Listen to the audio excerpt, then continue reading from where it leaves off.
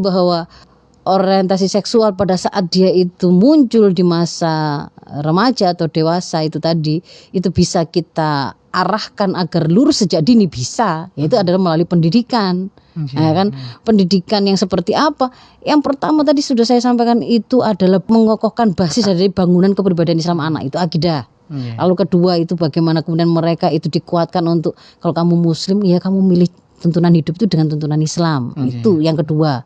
Jadi jangan sekuler, jangan ngaku muslim tapi nggak mau fanatik, nggak mau terlalu islami. Itu nggak masuk akal.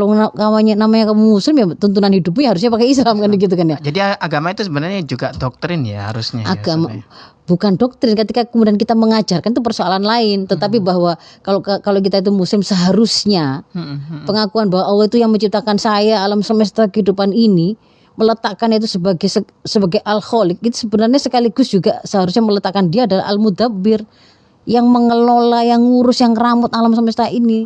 Kan begitu kan ya. Bukan terus kamu cuma menciptakan saja ya Allah, tapi kalau masalah hidup ini mau saya atur seperti apa terserah saya. Urusan saya. Nah, jadi kan kayak gitu ya. kayak Allah diposisikan seperti membuat jam. Kalau sudah selesai bikin jam, sudah tugasmu selesai. Kan kayak gitu. Justru kemudian ketika kita mengakui bahwa Allah yang menciptakan kita, kelemahan kita, di situ pasti kita butuh aturan, tuntunan dari Allah. Gitu loh. Nah, itu adalah representasi, berarti kita akan hidup sesuai dengan tuntunannya. Lalu yang ketiga, bagaimana kita membentenginya itu dengan melakukan sebuah upaya untuk semakin mengokohkan, membekali anak-anak kita dengan sakofah ya, dengan pemahaman-pemahaman yang mereka butuhkan untuk setiap kali dia itu beramal. Nah, itu pemahaman tentang syariat ini.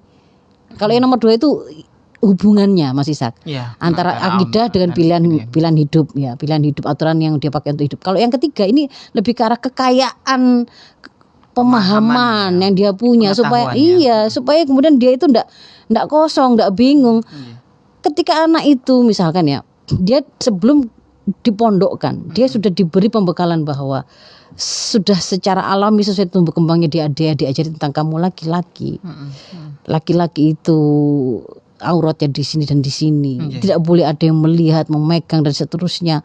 Ketika itu bukan karena ada kebutuhan syar'i, misalnya begitu. Wah, ada, meskipun tuh gurumu yang kemudian mengajak, coba pijitin saya, kemudian meminta kamu juga dilepas celananya, kamu dilakukan begini, kasih simulasi juga. Seperti itu boleh apa tidak? Oh, enggak boleh. Ketika dia diberi informasi itu, diberi pembekalan semakin lengkap bahwa tidak boleh memperlihatkan aurat, tidak boleh kemudian berkholwat, tidak boleh kemudian melakukan tindakan zina, ini dan seterusnya, maka dia akan semakin terjaga. Karena anak-anak itu kan tidak tahu gitu loh. Dia tidak pernah tahu bahwa itu tuh keliru gitu tuh. Dimasuki itu sesuatu yang itu sebenarnya pelecehan ya. Sebenarnya itu keharaman ya. Sebenarnya itu adalah sebuah tindakan kekerasan seksual ya. Itu tidak ada, dia tidak pernah tahu itu gitu. Jadi ketika kemudian dia itu diberikan pemahaman tentang tuntunan fikih-fikih ini, amal ya praktis sesuai dengan tumbuh kembangnya, sesuai dengan kebutuhan amal yang mau dia lakukan, itu akan membentengi dia. Itu yang ketiga, ya, cara membentengi yang ketiga. Yang keempat, masyarakat itu harus menjadi masyarakat yang kondusif untuk tumbuh kembang mereka, yang membantu menjaga mereka itu tetap lurus. Jangan ketika kemudian ada bencong, ada transgender, itu tambah dianggap lucu, malah itu dijadikan sebagai sebuah biasa, komoditas gitu ya. Misalkan kalau lagi ini 17 Agustusan coba, bapak-bapak memakai daster sepak bola. Kalau kemudian kita memahami tuntunan Islam, laki-laki berpakaian atau bertingkah laku menyerupai perempuan, dan sebaliknya perempuan bertingkah laku dan berpakaian menyerupai laki-laki, itu nggak boleh. Kita juga nggak boleh kemudian anak kita laki-laki kita pakaikan kerudung lalu kita merasa senang, ya lucunya, cantiknya, padahal dia jelas laki-laki. Itu sesuatu yang akan membingungkan dia. Dia dikokohkan seperti apa sebenarnya identitas seksual dia, begitu loh. Jadi itu yang keempat, masyarakat itu jangan malah menormalisasi yang seperti itu.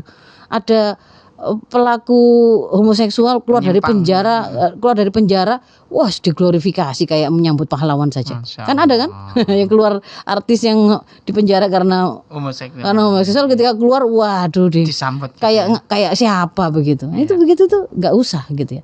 Kemudian yang terakhir, tapi ini nggak paling ringan, keberadaan negara yang benar-benar melindungi dan mengayomi rakyatnya dengan penerapan seluruh sistem mengatur interaksi masyarakat itu dengan benar ya.